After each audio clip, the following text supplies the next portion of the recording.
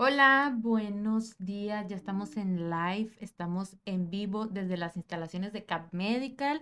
Hoy es miércoles, ombliguito de semana, y tenemos la compañía de un gran doctor, el neurólogo José Pérez Uno. Doctor, buenos días, ¿cómo está? Hola, buenos días, Carla. Encantado en acompañarles como siempre.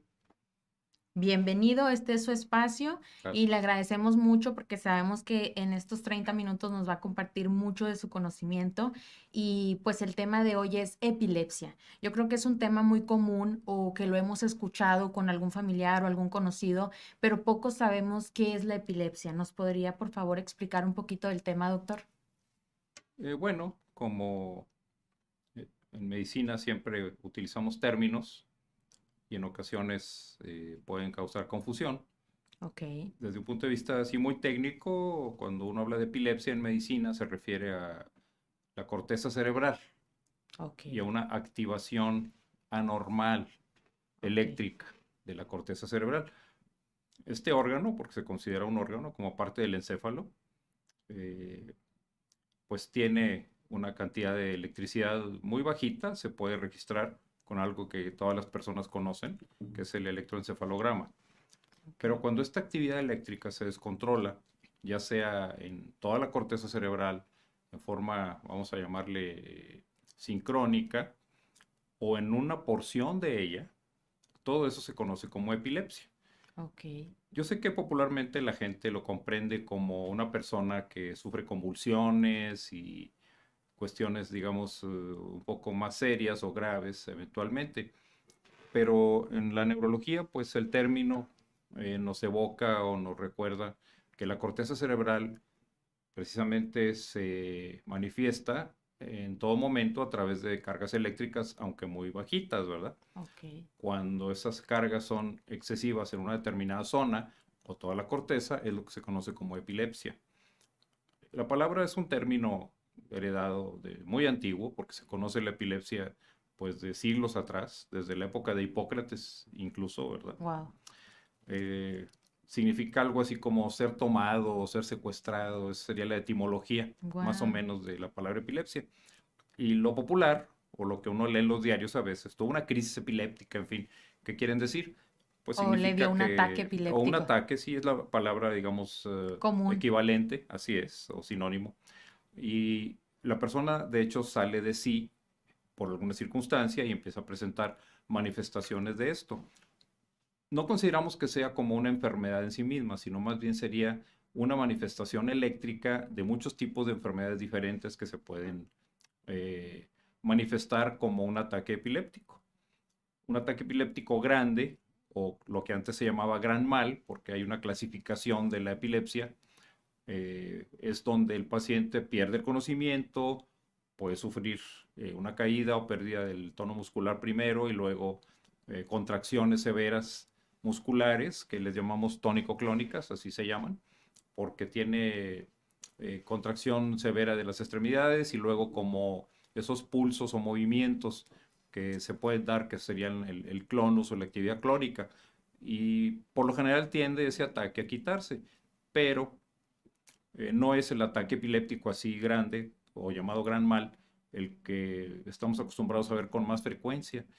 Es más frecuente encontrar crisis parciales, se llaman, o esos ataques más pequeños con desconexión o no, o sea que puede quedar o no en la conciencia de la persona que lo está sufriendo y que realmente va a ser la traducción de un pedacito de la corteza cerebral donde haya alguna anomalía y se manifiesta de esa manera. Ejemplo, vamos a suponer que esta persona está empezando con un tumor en una determinada zona de la corteza cerebral, lo que se llamaría parcial en todo caso, o tiene ahí otro problema como puede ser un cisticerco incluso, o una malformación vascular, o una infección que está comenzando, algo pero que esté afectando un pedacito de la corteza cerebral y la manifestación se llama crisis parcial, al contrario de la otra que le llamamos crisis generalizada. Entonces así se establece pues la división o la clasificación propiamente de la epilepsia.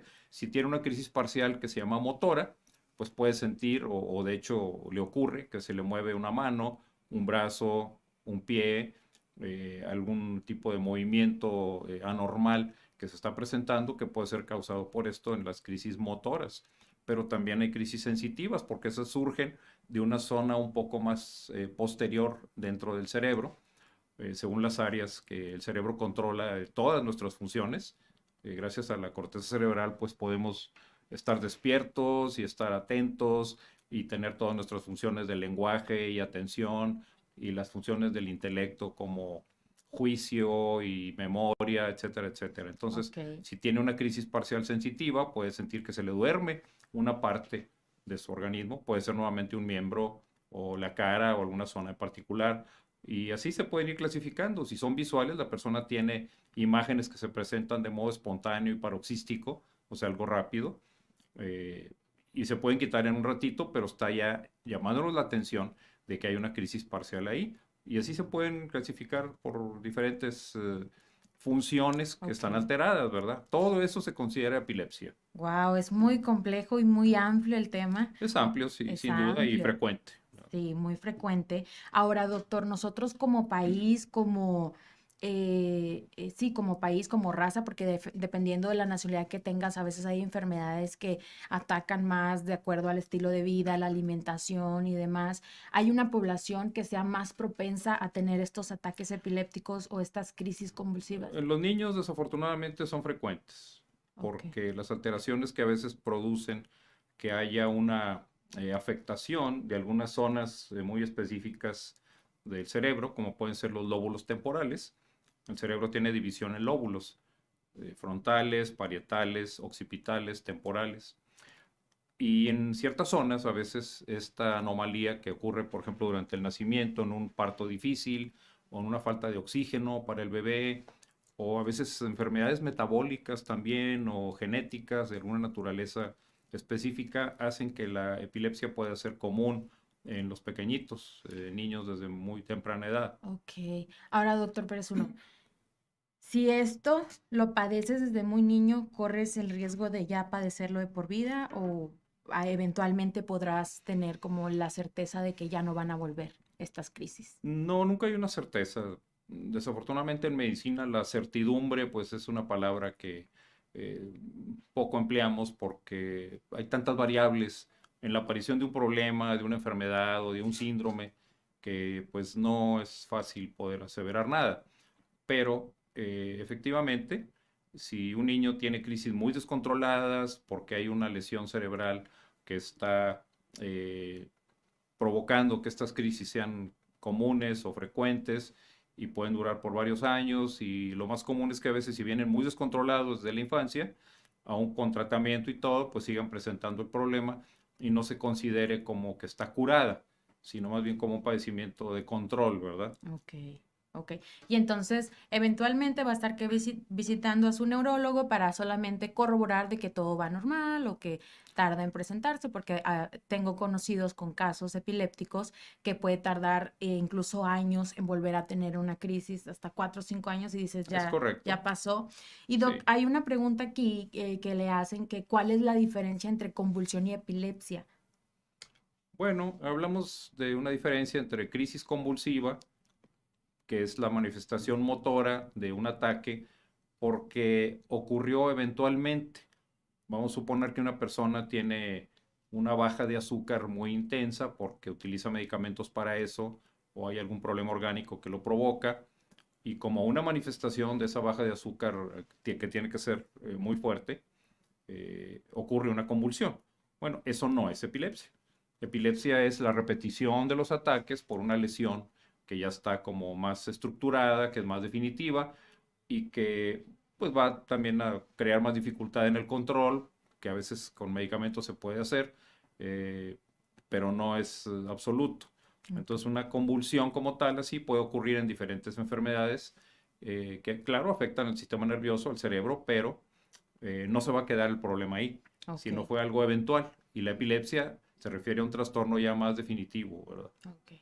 Ahora, doctor Pérez Uno, nosotros, pues, que no somos especialistas, cuando escuchamos epilepsia, lo relacionamos con una persona que sufre un ataque, se tira, o sea, cae al suelo porque ella pierde como que la estabilidad y convulsiona o tiene movimientos involuntarios y hay que meterle una cuchara para que no se ahogue. Pero como especialista, ¿cómo podríamos identificar que es un ataque epiléptico o no? Porque bien dijo hace rato que no siempre es de esta manera. Bueno, sí, un ataque pues se puede incluso presentar en personas que no padecen el problema cerebral, sino son ataques emocionales, les llamamos pseudocrisis, y a veces simulan y hasta un especialista en el momento inmediato puede confundirse, hasta no tener más información o observar ciertos datos en la persona que está teniendo ese ataque. Si realmente es un ataque epiléptico verdadero, Ok. eh, pues la ayuda que uno puede prestar, digamos, sin tener conocimientos de medicina y simplemente dando como una instrucción, es, en primer lugar, no meter nada en la boca, ¿verdad? Esa sería la primera Qué instrucción. Es importante. bastante ¿Por qué no, peligroso. doc? Porque es bien común, es como un mito, ya entre la La gente. fuerza que ejercen los músculos maceteros sobre la mordida es grandísima, ¿no? Se Ok. mide por muchos kilos por centímetro cuadrado y cosas así. Entonces pueden amputar un dedo, ¿sí? Pueden quebrar un lápiz o algo que a alguien se le ocurra estar queriendo poner ahí. La lengua no va a matar a nadie. Ok. Claro, hay que ayudar al paciente poniéndolo de ladito por si llega a vomitar, extendiendo un poco el cuello para que esa lengua se libere un poco y el istmo, que así se llama la zona de la garganta por donde entra el aire, quede liberado. Se le afloja un poquito la ropa para que esté cómodo. Se quitan objetos que estén alrededor donde se pueda golpear con las crisis clónicas, se llaman esos movimientos fuertes, intensos que se producen durante un ratito y suele quitarse un ataque de esa naturaleza en un minuto, minuto y medio máximo. Ok. Después la persona va a tener confusión, va a tener sueño, hay que ayudarla, en fin, no siempre hay que ir al hospital por esto, ¿no? Ok, justo, o sea, hay varias preguntas que respondió en esta respuesta porque nos preguntaban que cuánto más o menos es el tiempo promedio que dura Es una más o menos convulsión. lo que comentamos, ¿verdad? Un minuto, A veces menos. a veces menos. Pero sentimos nosotros como familiares o amigos que fue una eternidad, o sea, no estamos preparados para ese choque emocional de ver a una persona fuera de sí. Por Ahora, supuesto. la persona cuando vuelve en sí, ¿recuerda lo que pasó, doctor? No, normalmente no recuerdo nunca eso, salvo que sea una crisis parcial, como hablábamos hace rato. Incluso esas crisis parciales se dividen en la actualidad entre las que afectan la conciencia y las que no afectan la conciencia.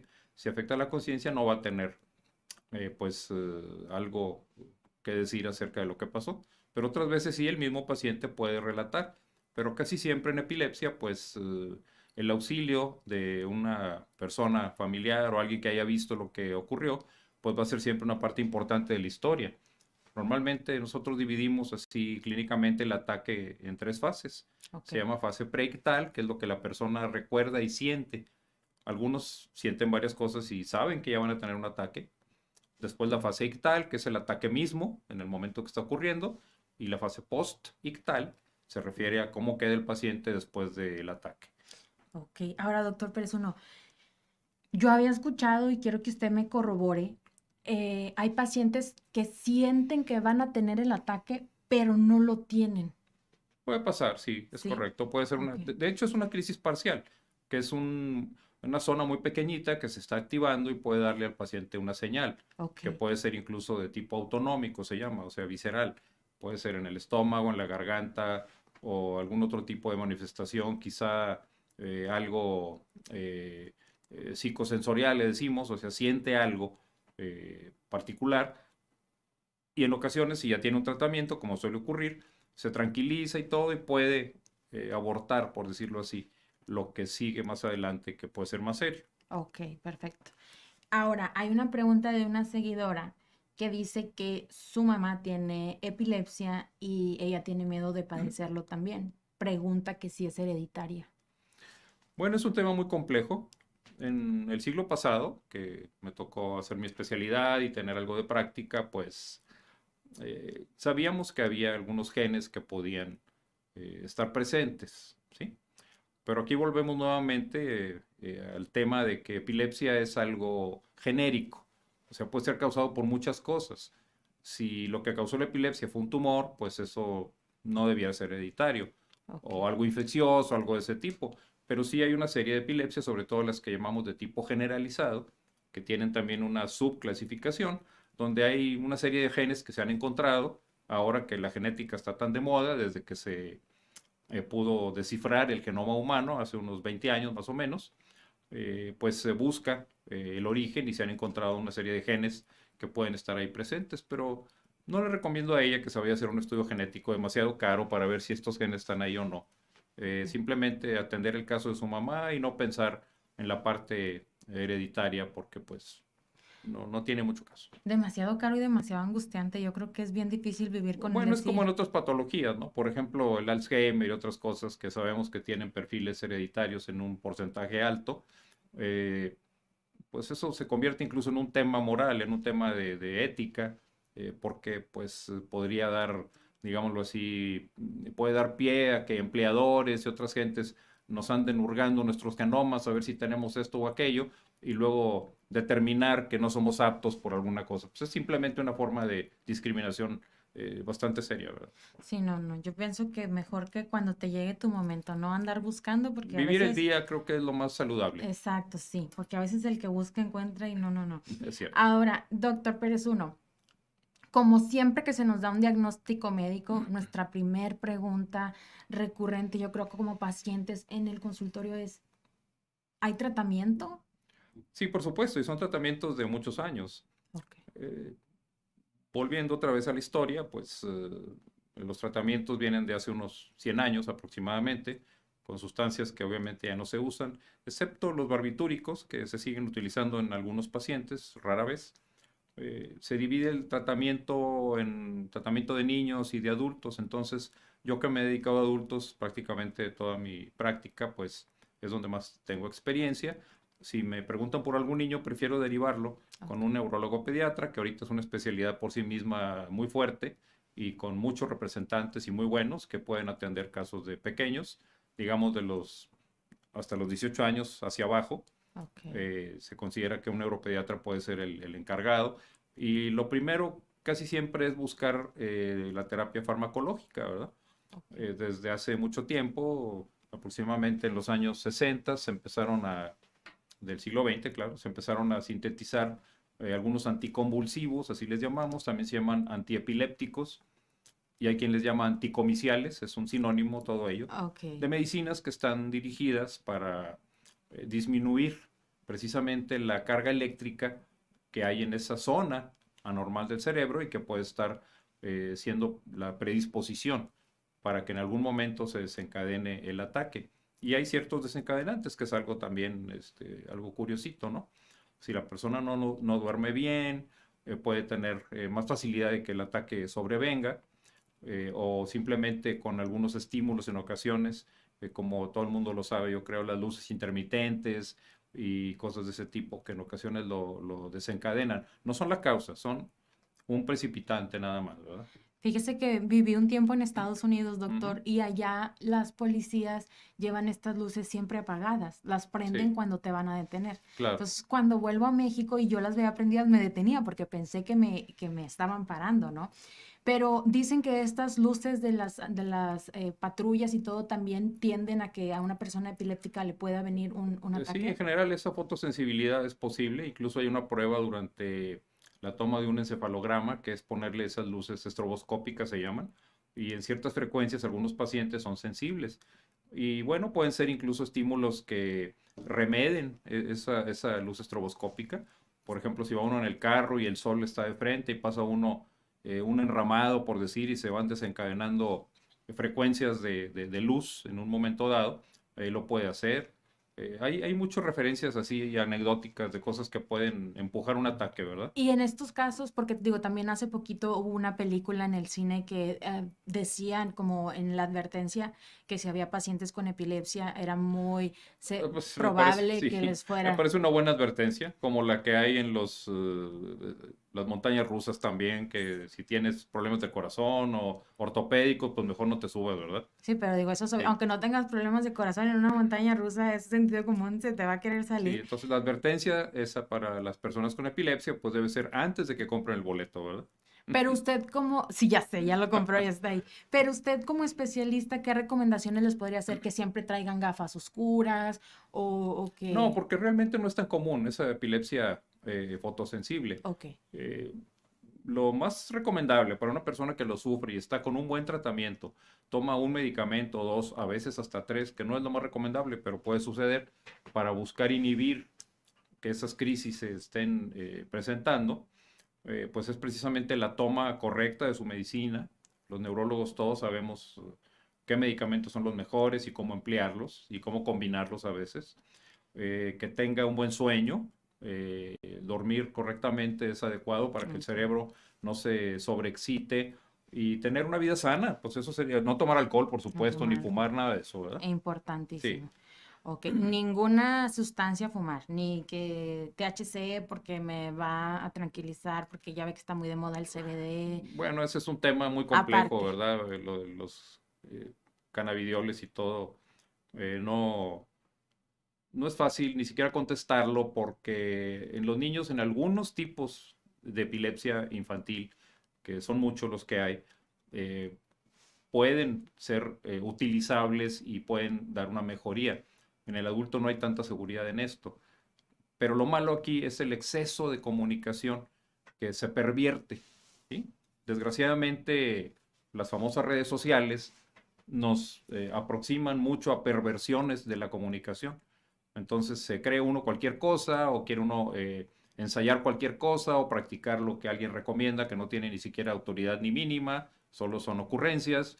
Y bueno, pues eso es el peligro al que estamos sujetos por no consultar con alguien que tenga conocimientos adecuados de ciencia y sobre todo de ética bien aplicada a la medicina. doctor Pérez, una pregunta muy personal, pero ¿cuántos años estudió usted entre la carrera, la especialidad, la subespecialidad, la alta especialidad, el residencia? ¿Y cuántos años tiene ejerciendo? Hoy por la mañana estaba estudiando, Ok. ¿Y ejerciendo cuántos años? pues de medicina general titulado, ya son 42. Wow. Es que esta pregunta es sumamente importante porque las consultas virtuales o estos espacios son para invitar a la gente a que vean a especialistas. Como bien dice usted, ahora en redes hay demasiada información e información que a veces está pues mal. Y entonces vienes con un especialista que tiene 42 años de experiencia dedicándose a la medicina, investigando todos los días, porque la medicina, como bien decía usted, nunca es precisa, te tienes que estar actualizando todo el tiempo, hay nuevos fármacos, hay nuevos conocimientos y entonces siempre los invitamos. De hecho, en su tema pasado fue muy pedido usted por la gente. La vez pasada que vino, Ay, gracias. No lo sabía, pero qué bueno. conectó mucha gente con De usted acuerdo. y varias gente a través de Facebook y todo preguntaba quién es el doctor Pérez Uno. Y usted no necesita publicidad ni nada, pero nos está regalando este espacio para abrir conciencia de que vengan con un especialista cuando tengan una situación así. Como bien dijo hace rato, no todas las crisis te van a llevar al hospital, pero no hay como estar de la mano de un especialista que te va a guiar y te va a dar como esta tranquilidad de, oye, no es tan grave o sí, o tenemos que recorrer al hospital, porque pues hoy en día a lo mejor de algo nos sirven las redes y los celulares, el poder grabar cómo está nuestro paciente que dices, oye, es una falta de respeto, pero ya también el especialista tiene como una amplia imagen de qué está pasando, o sea, o qué pasó, porque al explicarlo pues nos trabamos y estamos nerviosos y demás, pero sí me gustaría que invitara a la comunidad, no a venir a consulta con usted, pero sí a que siempre acudan a un experto, porque ya todo el mundo en redes, ya todo el mundo somos coach fitness, coach, y hoy en día se han descubierto muchas personas que tienen títulos falsos y de todo, ¿no? Y como siempre ha existido, pero en la medicina, pues con la salud no se juega. Sí, es algo escandaloso que todo eso esté sucediendo, ¿no? Que hasta se puedan comprar títulos y cosas así, pero em, cuando ya está uno delante de un paciente, trata de inspirar confianza, seguridad y todas las personas que somos seres humanos e incluso algunos seres animales tienen algo que conocemos como intuición. Entonces esas áreas se despiertan cuando algo no nos gusta de alguien que tenemos enfrente y puede suceder con los médicos. De hecho, algunos le llaman una mala química y ocurre. De repente uno recibe pacientes que vienen de otras consultas y cosas así porque algo no les pareció correcto. Y pueden ser muchas cosas, ¿no? Ok. Encontrar la química perfecta tampoco es fácil, pero yo siento que entre más natural uno se comporte y no emita expresiones escandalosas o a veces hasta comerciales. Digo, si soy sincero, la publicidad nunca me ha gustado, nunca la he practicado. Agradezco el espacio para poder informar a la gente de cosas importantes, ¿verdad? Pero la medicina por sí misma se va resolviendo. Cuando un paciente queda satisfecho con la atención, aunque uno no se lo solicite, él puede recomendar a alguien y así se va haciendo la cadena, ¿no? Sí. Y creo que estoy más cerca ya de retirarme que de comenzar, obviamente, pero pues hay muchos jóvenes que, algunos de los cuales yo he podido ayudar siendo su profesor durante también mucho tiempo, han comprendido que la ética es la primera, digámoslo así, el primer requisito que se necesita para una buena medicina. Ética y ciencia de la mano pueden lograr muchas cosas. No, pues le agradecemos mucho. O sea, yo lo quisiera comprometer a que venga más seguido, porque como bien usted dice, no necesito publicidad. Es que realmente esto es algo que a nosotros nos nutre y nos llena, y a la comunidad también, porque le digo, la vez pasada, sin alardearlo, ¿eh? Hubo varias gente que por Facebook decía, ay, ¿quién es el doctor Pérez Uno? Y quiero consulta con el doctor Pérez Uno. Pero pues pasaron meses para que regresara, a lo mejor que venga cada mes, una vez mensual, que nos regale un poquito de su tiempo. Sabemos que tiene consultas, sabemos que es maestro institucional o un gran teacher, pero pues sí que nos regale la dicha de estar con nosotros un poquito más seguido para tocar temas de neurología desde las redes de CAP.